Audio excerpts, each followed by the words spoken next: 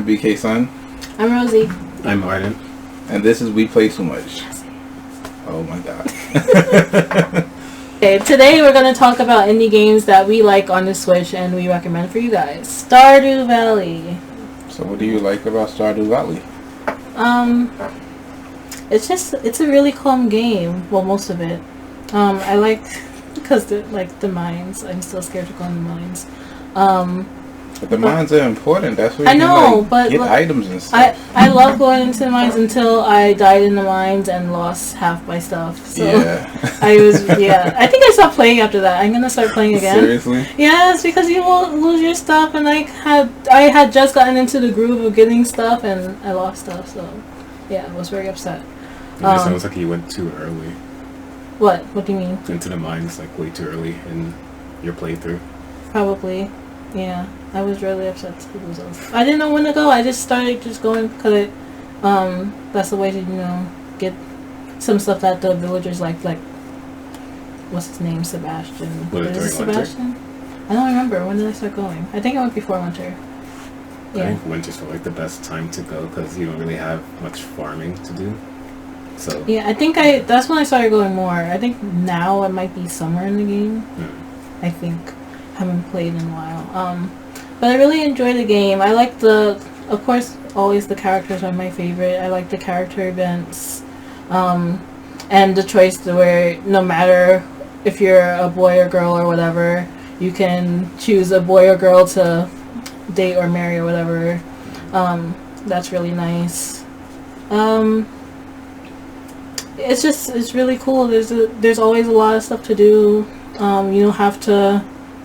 When you're not farming, you could go fishing, you could go to the mine, don't go to the mines.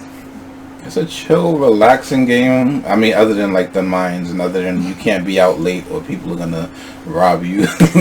Wait, people actually rob you? Well, don't you lose money for being out past a certain time in the game? I just know it gets super dark, so you can't even see. I think it's kind of just you're paying the hospital for taking you on. Oh yeah, that happened once to me. I do remember it being assumed that you were being robbed by some people. Like if you're around the homeless guy, the caveman, whatever his name is. He's a cool guy, don't he? Linus or something? Yeah. I like Stardew a lot though. I was addicted to that game for a little while where I was just putting a ton of hours into it because I was really trying to build up my farm, and then I saw Charlie's. I know, I saw Charlie's, I got discouraged. I didn't want to deal with it So anymore. perfect. I had one of those gold bar or something maker, and then you had a billion of them. Man, it's like Animal Crossing. I don't want to see what mine looks like. See, I'm good at Animal Crossing. I think if I get back into the group of Stardew, I can build up to being like that. Yes. But I want to finish. Once you put in a lot of hours into the game and finally get your own schedule going, then you can just really just get a bunch of items, properly organize your farm, get buildings, things like that. You just have to be really dedicated to the cause because it's definitely a commitment type of game.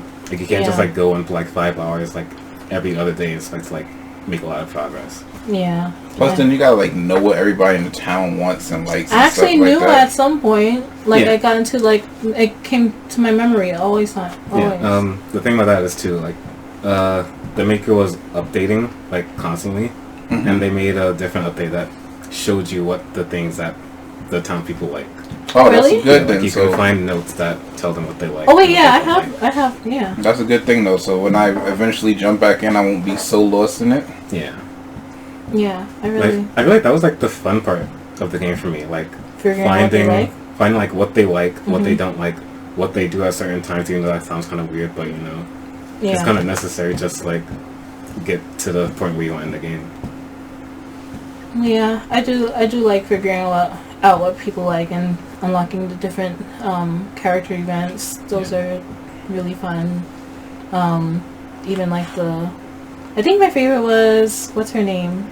The science girl, Maru. Yeah, it was so pretty. I think I have a picture of that where you're looking up into the stars and it's a very beautiful game. It is. The style. Yeah, I like that pixel art kind of aesthetic that it has going for it. So again, that I would like to discuss is Hollow Knight. It's one of the more popular indie games on the Switch, but it's just a really good Metroidvania I like how dark and gloomy it is, but it's also like, I don't know, the tone of the game is just really nice, and I like the combat in the game, even though it's difficult. It's a really difficult game, but it's like, I like the Metroidvania thing where you have to go through the game and you find your power-ups. Like, I went from just having a little knife that I had to now I can like fly through the levels and stuff, and I like just having to explore the world. The combat is fun. I like the world building in it. I like just the way the map is really cool. It's like you have a lot of different type of areas. Like, some areas are really dark and gloomy, and then some of the areas are just really bright and colorful.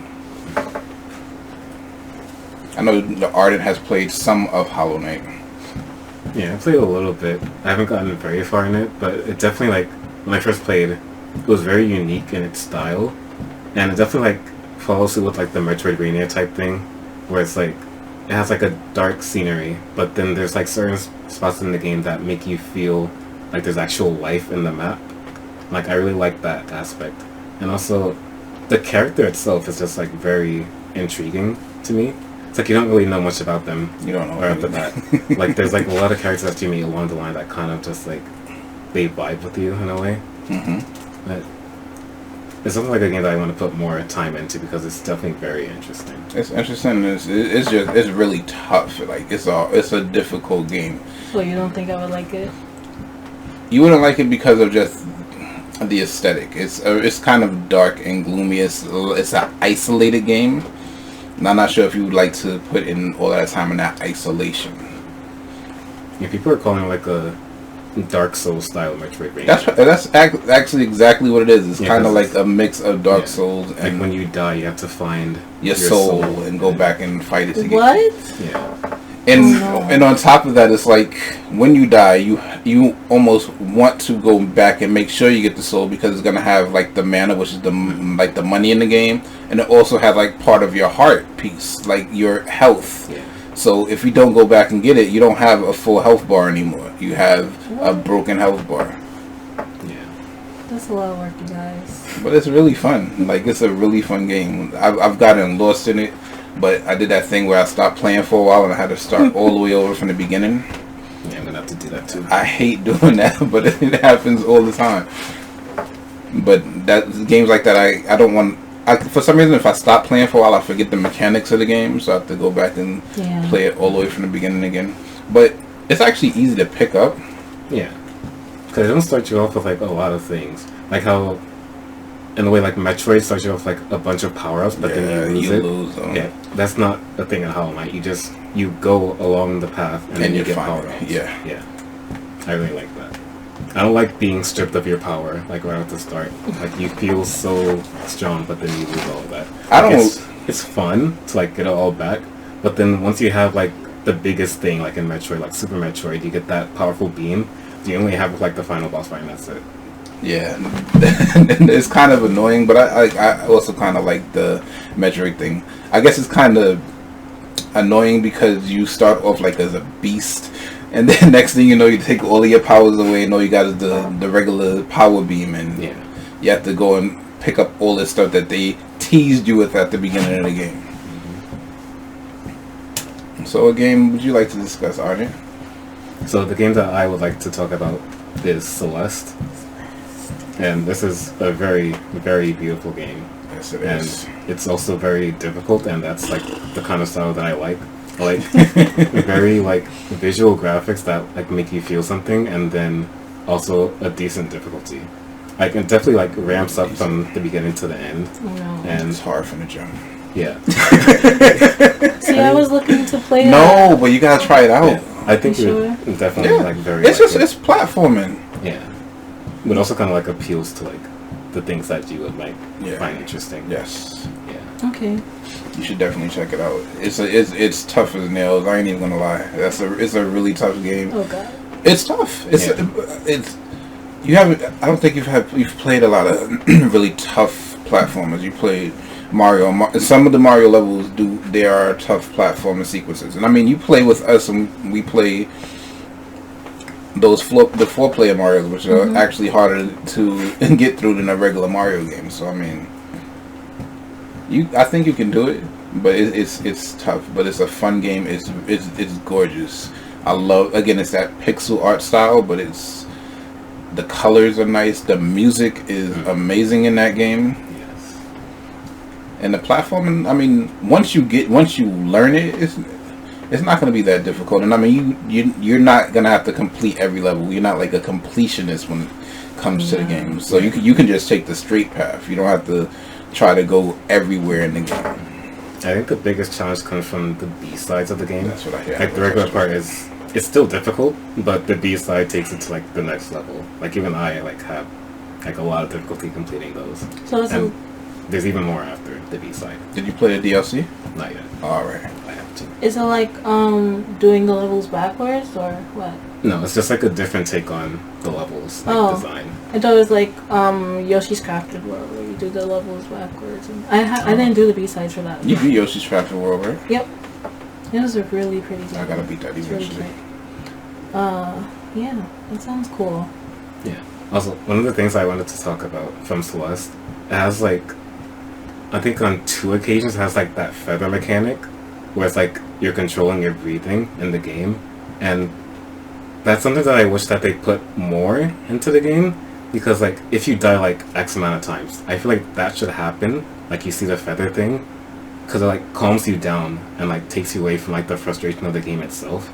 Just, like, have a different part of the game. Like on the screen it shows, like, a feather, and it tells you, like, to, like, steady your breathing, like, in rhythm with the feather.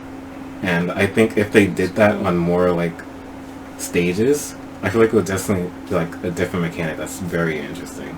Also, though, doesn't Celeste have, like, really good accessibility options? So it's a difficult game, but also the difficulty can be lessened so that people that are having tough time with the game. Yeah, I think so. I think there's, like, an assist mode. Yeah, that's exactly. Yeah. Oh no, I don't want to do that. What? Look, if you need to. Yeah. I mean, yeah, that's like in Mario games where they started introducing the what was it called? The P-Wing. Yeah. But no, what did they call it? I forgot what they called it. But yeah, and you would never want to see that pop up in your game. I remember. Was that in? It was in 3D. 3D World. Yeah, it was in 3D World, and it was in 3D Land. I didn't make it past the first world, you guys. So. 3D Land was an amazing game. Wait, which one was for the 3DS? 3D Land. Okay, yeah, I didn't make it past the first. That was an amazing game. I didn't need a lot of help, yeah. But then you like 3D World. I love that. Yeah, I think it more because like we put it together and it was on a bigger screen. The 3DS feels so small now. I know, I can't go back. So tiny, and I do not like playing with the 3D for some reason. I just don't. I like playing with the 3D in some games. I like the 3D in 3D Land, but we're talking about indie games right now. So. Oh yeah. You done with Celeste? Or you got anything else to say about it? Oh, I think that you like Celeste just because of the story. It's about like anxiety, and it's about relatable. Yeah, it's a relatable game. I think that you would just really enjoy it. Yeah, I have to get back into it. I just recently got it on my PC, but I'm finishing on my Switch. I will look at it after Undertale, which Good I guess segue. now Undertale. I haven't beat the game yet, but from like the beginning, I was hooked. Like, it's funny. It's really funny. You like dropped into this world and you don't really know what's going on or where you're at, and someone comes to help you and kind of lead you to the door where all the monsters are at and the skeletons. That was hilarious. They're hilarious. I love all the characters. I love the music. I love the colors. The areas are really nice. Yeah, it's just really fun. It's funny. Like you're doing all these puzzles to like get to the fight Papyrus, and then he's like asking you on a date, and then he's like, I don't really want to date you. It's really funny, and all the like it's so like I screen cap everything when I'm playing. Yes, basically, yeah, I really enjoy it, and it's some of the bosses are hard, but it doesn't matter because I really just want to see like where this is going and how it ends. The last boss I fought was Muffet, and I almost gave up gaming, all of gaming, because it was so hard. And it made me want to keep trying, just like see what happened. And I'm so mad that I didn't keep that spider donut. Please, if you play this game, keep the spider donut. Keep it. Oh man, that was so tough. But I really enjoy it. And I think I might try you can do it without. You can spare people in the game. You don't have to fight at all. Mm-hmm. But if you want to fight, you can. And I'm not doing the fighting because I'm me. So you're doing the pacifist run? Yeah, I'm doing the pacifist run. But I'm thinking maybe when I'm done, I'll do the genocide run. Maybe. Probably not. Rosie doing the genocide run. I know! Why do you want me to do this? Because you guys know I'm going to be really... No, I can't. See, that's the thing. You gotta stream that, man. Like, you don't get the full story just by playing one route. Yeah. Like, it'll give you, like, the gist of what happens, but there's, like, so much more that gets brought out in the game about the story when you play the other routes. Yeah. Aren't it? Yeah. So it's a genocide, there's a pacifist? So, technically, there's pacifist, there's neutral, and then there's genocide. Alright. But neutral is when you can kill people, but then you spare others. Like, it won't be a full pacifist, it won't be full genocide. Mm-hmm. Okay. But in your first playthrough, this isn't spoilers, you can't do a full pacifist yet. It'll give you like a neutral route, mm-hmm. And then you start from like the end, like right before that, and then you can do the pacifist. Okay, cool. Yeah. So I'm the oddball out because I only played Undertale for like 10 minutes, and it's not because I didn't enjoy or didn't think I was gonna enjoy it. It's just that I was playing other games at the same time. That was probably when I was addicted to 2K18. Shush, I know. We're gonna eventually make a video about the games that we love to hate, and 2K is gonna be like my game. But I've always heard that it's kind of like maybe an Earthbound type of game. Is it? Oh, it's like Earthbound inspired. Like Sans, I think people theorize that it's supposed to be Ness in another dimension. Oh, wow. Which is a very interesting theory, but Toby Fox just said that he got inspiration off of the Earthbound games, so yeah. I love Undertale. Like it's up there with some of my favorite games so quickly. Because always, like I say, the characters are my favorite thing. Humor is something that it's not in a lot of the games I play, unless it's like there's humor in Pokemon. It can be funny, yeah. But it's really funny. The story is interesting. You want to know exactly what's going on. You know why everyone hates you, why everyone wants your soul. I love it a lot. I think a lot of people have played it. It's been 4 years, right, since I think 4 or 5. Yeah. But I really enjoy it. I got into it late, but I think I started playing because you talked about it or something. Mm-hmm. Yeah, and it's really great. I love it. Yeah, it's definitely like held up over the years for sure. Like people still talk about it like all the time on social media. It's just like a very good iconic game, and the music, the story, the characters, the memes. Yes, the memes definitely. People just love that game for like everything that it is. So the next game that I would like to talk about is Gris, however you say the game, however you say the name. Gris sounds better. I love this game. This is I clip like everything in this game. I'm taking screenshots everywhere. I'm taking videos everywhere. It's a platformer. It's really chill. It's a beautiful game. You're bringing color back to the world basically, and I haven't finished it yet, but I'm closing in on it. But it's a beautiful game. I love the platforming in it. I mean, it's not a tough game. It's not going to be something that's going to be extremely difficult. I think anybody could pick up and play it. And I don't know. It's really enjoyable, and it's beautiful aesthetically. It's beautiful. Like graphically, it might be my favorite game on the Switch, but until I started playing Link's Awakening. But they're like head to head to me right now. But it's just a really good looking game. I like the unlocking of the new abilities. When I got the double jump, no, not even the double jump. That when you can jump and then it launches you into the air with the double jump. That was like amazing.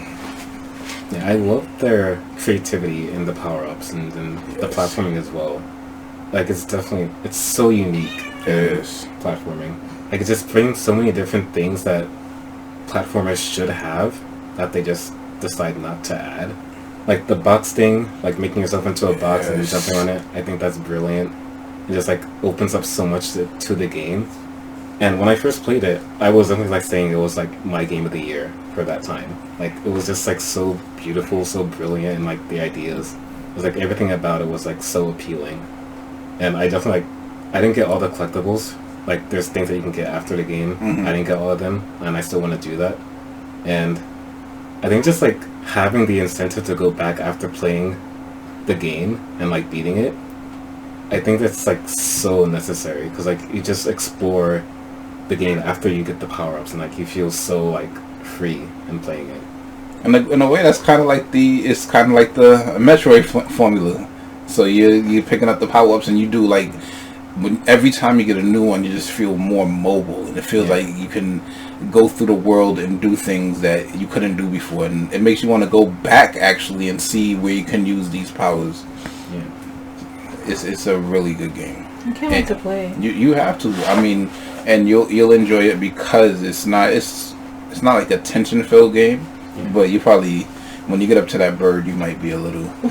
But I since I haven't played, but whenever I see the videos you capture, they're so pretty. I'm like, there was the one where you jumped into water and it got like quieter, and it was like, oh my god. That's the other thing. The music in that game is beautiful. Like, I have to find out the name of the developer because they did an excellent job on that game. And even though there's no dialogue, it's still like kind of emotional too. Yeah, the story so far for me is just it's an awesome story, and it's funny that they can tell a story with no dialogue at all. Yeah, because like, the main character loses her voice at the beginning, and then you're kind of just like getting it back and then using Little it. Mermaid without the man. Love it. It says the developer Nomada Studio. Alrighty. Yeah. And it was published by Devolver, right? Published. I think it was published by Devolver. Yeah, Devolver. Yeah. But it's a really good game. I recommend it highly. It is like, since I jumped back in this year, it is one of my favorite games this year, and I've played some excellent games so far. But it's definitely up there. The next game I want to talk about is Slay the Spire, and this is a game I've put almost 1,000 hours into. I've played it so much. What? Right now there's technically 4 characters. The most recent character was released last week sometime, and I played a couple of it, but it's very difficult to learn the character. But the game as it is right now is very difficult, I would say, to get into, because at first you kind of die a lot. You won't really make it that far. Like, when I first started playing, I was absolutely terrible at it. Like, I did absolutely nothing. I knew no idea how to like make cards work properly. So just like learning how to play the game itself is very rewarding, in my opinion.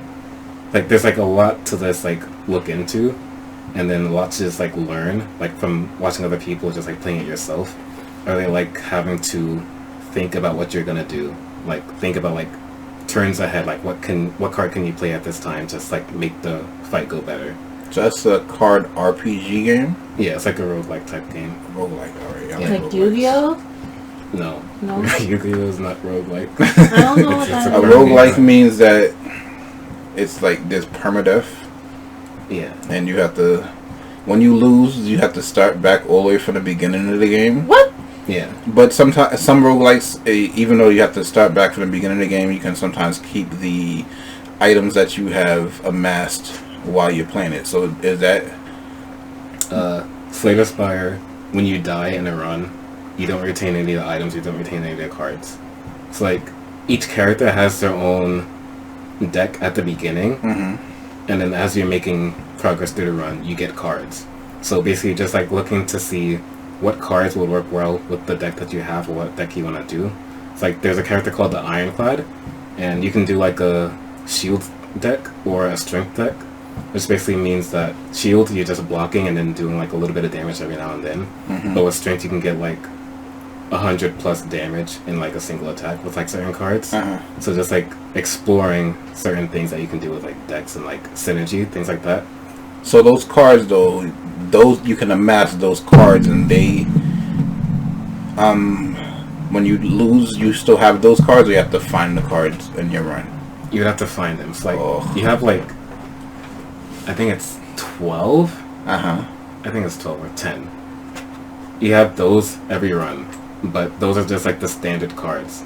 Like you can get like certain cards that are unique to the class that you're playing, or unique to other class. Like there's like certain, how do you explain it?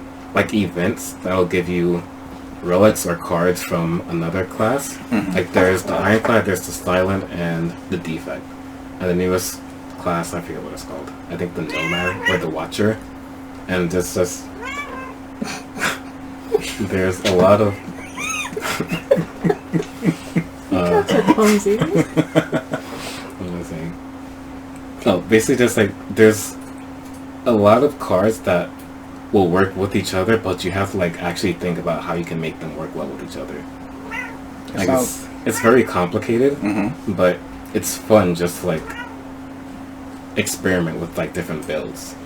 I've heard good things about it, and I'm going to buy it, especially since it's on sale right now. Yeah, it's on sale, so I'm probably going to buy it today and try it out.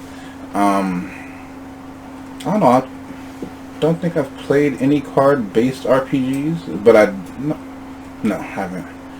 But again, I have heard good things about Slay the Spire. I heard it's one of the best indies on the Switch, so I'm going to check it out. Kind of, in a way, sounds... Dead Cells has that kind of thing where you have different kind of builds. Like when you play Dead Cells, you can be like a tank build where you just have shields, or you can have a build where you actually don't have to do the combat. Like they have like things that shoot like arrows and stuff like that. Oh yeah, that's very similar to Slay the Spire. Yeah, like the Defect has a passive ability where like they generate lightning bolts, and those can do like the fighting for you while you're just blocking. Yeah.